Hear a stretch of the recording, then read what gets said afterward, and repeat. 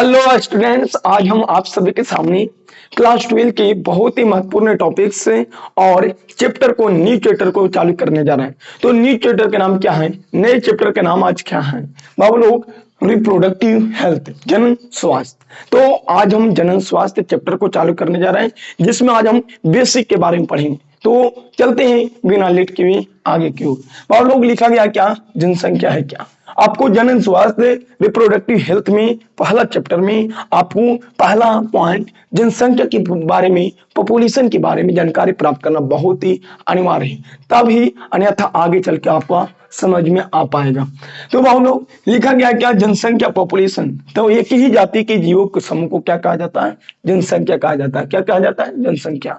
A group of organism of the same species is called a population. देखिए आपको कहने का मतलब क्या कि एक ही जाति के जीवों को समूह को जनसंख्या कहा जाता है। माने जाति होता क्या, तो जाति मनुष्य समझिए, मनुष्य जो है, मनुष्य जो नाम है ह्यूमन, ह्यूमन एक प्रकार की जाति है, बंदर एक प्रकार के जाति है, गाय एक प्रकार के क्या जाति है, बकरी भी एक प्रकार के जाति है, कुत्ता भी एक प्रकार के जाति है, चिंपैंजी भी एक प्रकार के जाति है, गोरिल्ला भी एक प्रकार के जाति है। तो बताइए मनुष्य एक प्रकार के जाति है, तो मनुष्य के अंतर्गत बहुत सारे व्यक्ति आते हैं। उन सभी व्यक्तियों को समूह को क्या कहा जाता है, उन सभी व्यक्तियों को समूह को जनसंख्या कहा जाता है बाबू लोग। अब हमको बताएं, आपको हम बताएं क्या कि एक ही जाति की, माने मनुष्य एक जाति है, इसी ही जाति के अंतर्गत जितने भी व्यक्ति आते हैं उन सभी व्यक्तियों के समूह को जनसंख्या कहते हैं। कुत्ता भी एक प्रकार की जाति है, और कुत्ता के अंतर्गत जितने भी कुत्ता वाला व्यक्ति आते हैं, जितना भी कुत्ता की व्यष्टि आते हैं, उन सभी व्यष्टियों को क्या कहा जाता है, जनसंख्या कहा जाता है।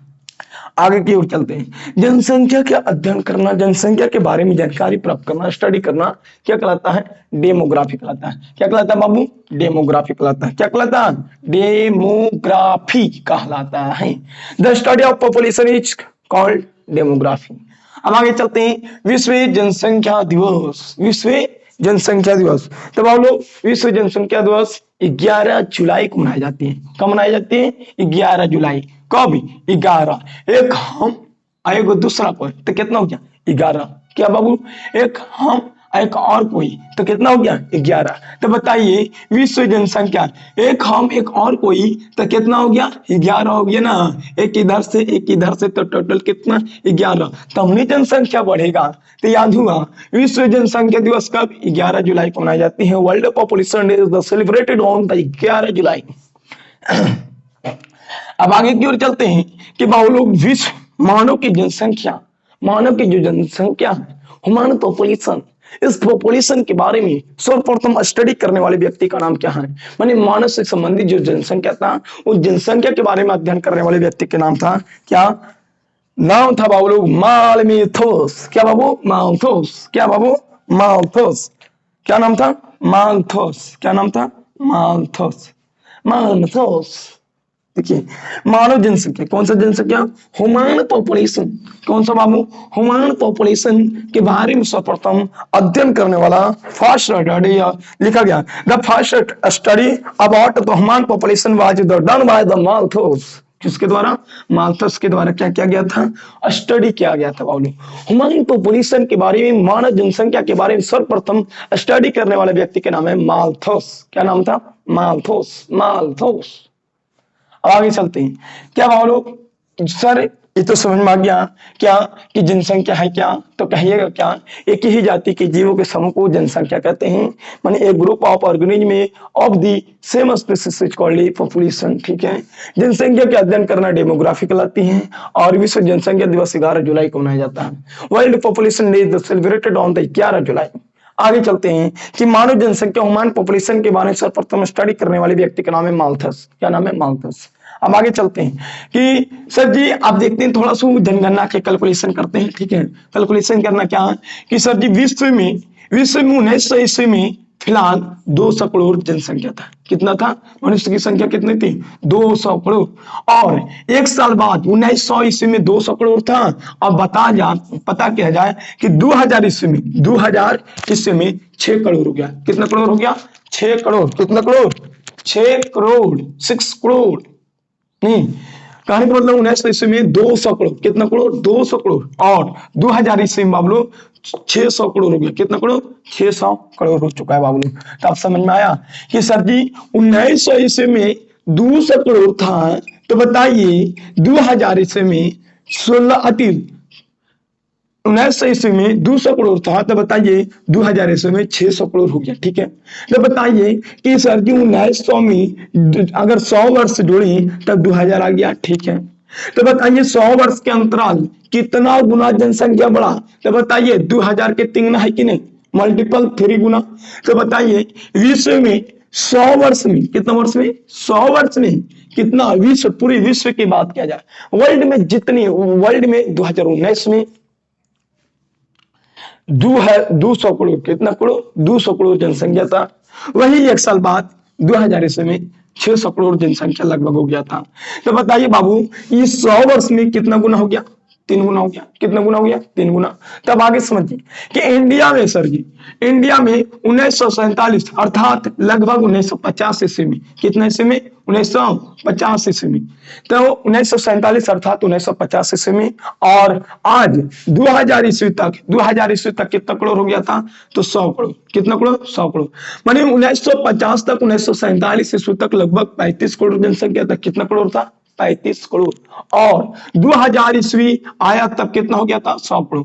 तो देखिए बाबू लोग अप्रॉक्स में, क्या अप्रॉक्स माने लगभग में 3 गुना है कि नहीं? 3 गुना है ना, अप्रॉक्स में 3 गुना है कि नहीं? 35 तिहाई है कि नहीं? हाँ है। सर जी यहां पर भी देखा जाए कि 1947 से लगभग 50 साल, मानिए लगभग में हम मान रहे बाबू, ऐसे तो यहाँ पे 53 साल हो, लेकिन लगभग में कितना साल के गए पे? 50 साल। और यहाँ पे लगभग में 3 गुना है।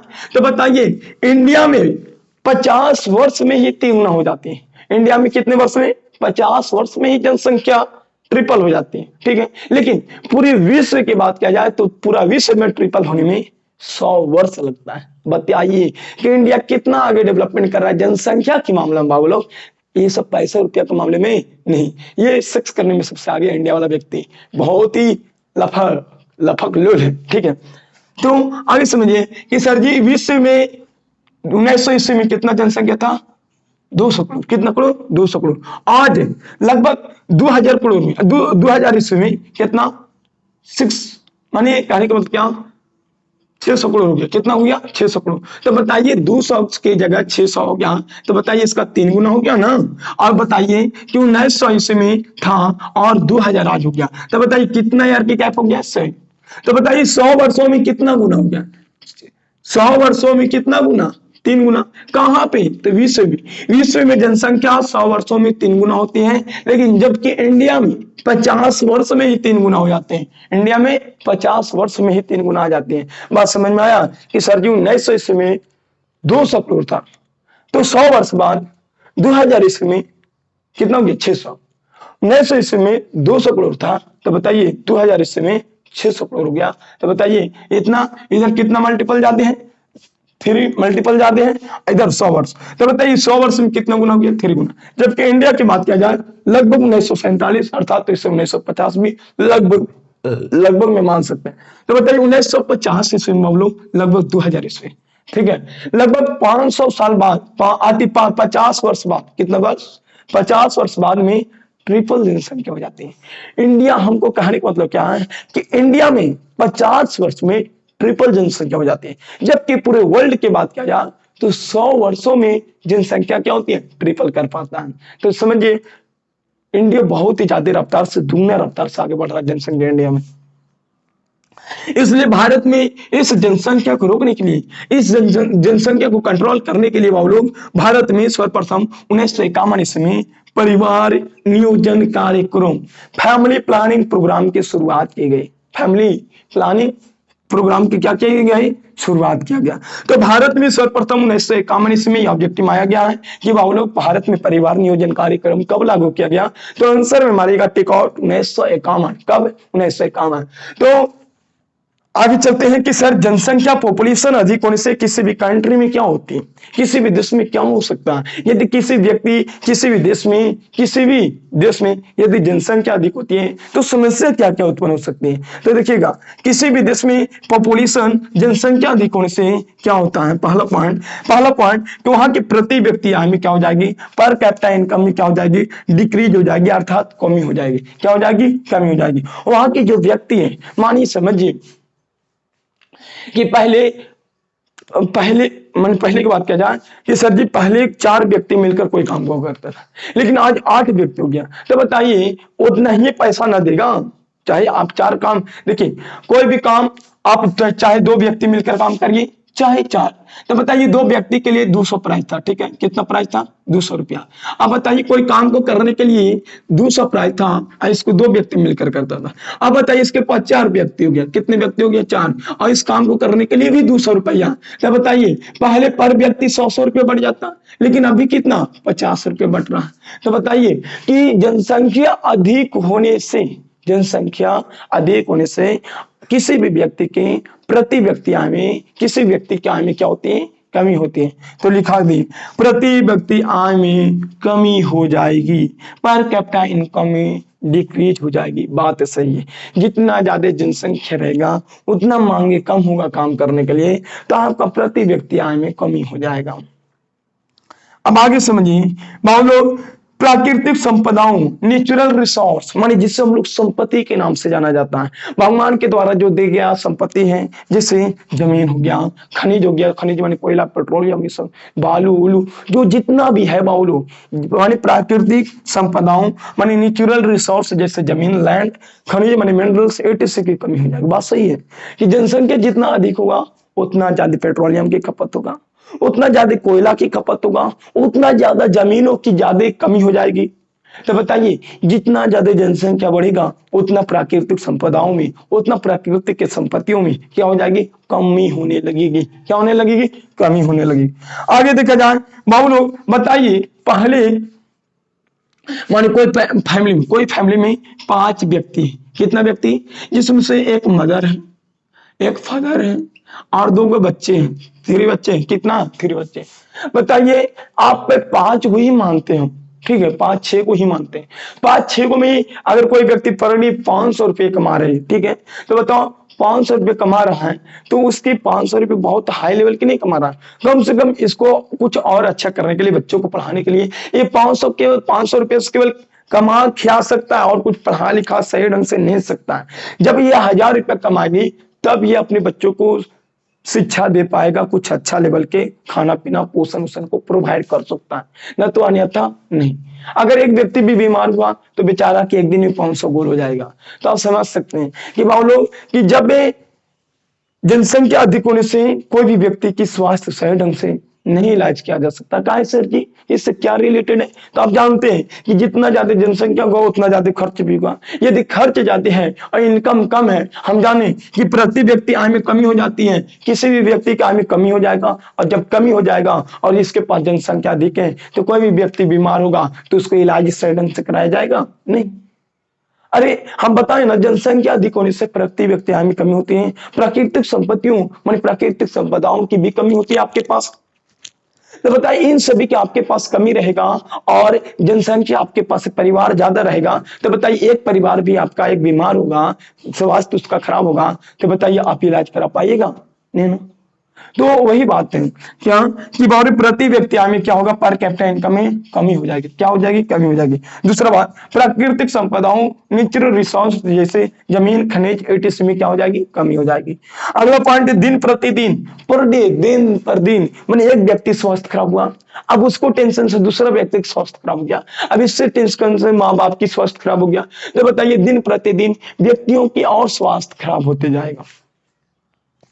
तो वो लोग दिन प्रतिदिन डे बाय डे व्यक्तियों का स्वास्थ्य हेल्थ खराब होता जाएगा। बताइए समझिए, जनसंख्या यदि अधिक रखेगा इसलिए वो लोग 2 व्यक्ति मेल और फीमेल मात्र 2 बच्चों, 1 बच्चा और 2 बच्चों की ही रखना चाहिए, न तो अन्यथा जो 2 व्यक्ति से ज्यादा रखता हूं मानिए उसके पढ़ने से कोई फायदा नहीं, शिक्षा ग्रहण करने से कोई फायदा नहीं। कोई व्यक्ति शिक्षा ग्रहण करने के बाद भी 2 से ज्यादा संतानों को उत्पत्ति करते हैं। वो लोग करने में मजा आता है लेकिन भोगने में मजा थोड़ी आता है। इसलिए काम करने में मजा आएगा, लेकिन आगे चल के उसका जो रिजल्ट मिलेगा बहुत ही खराब मिलेगा। इसलिए काम सेक्स जल्दी करिए। सेक्स करने से मना नहीं है, लेकिन आप सहज माने आप उसका आजकल बहुत ही उपचार आ चुका है, वही तो इस चैप्टर में पढ़ना। वो सारे कांडोम आ गया, पाउलो फिन प्रॉपर्टी आ गया, लिम्फोस्लूफ आ गया, बहुत सारी दवाइयां आ गया।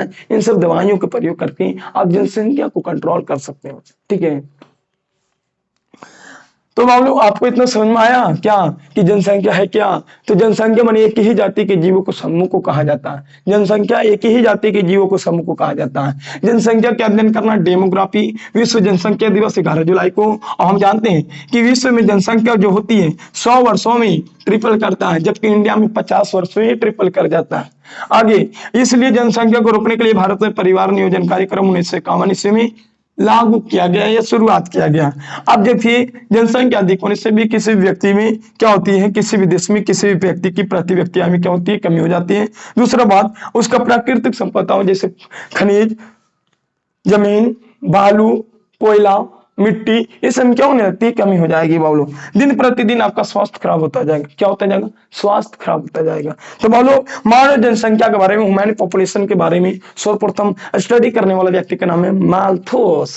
ठीक है, तो हमको पूर्ण विश्वास है कि ये लेक्चर में जितना भी टॉपिक हम पढ़ाए हैं उन सभी टॉपिक आपको समझ में आ चुका है। जब आ चुका है तो देर किस बात का, आप इस चैनल को सब्सक्राइब कीजिए और वीडियो को लाइक और शेयर करिए, ताकि अगला लेक्चर हम बहुत ही जल्दी कल ही लाने वाले हैं। तो चलते हैं बिना लेट के। जय हिंद, जय भारत।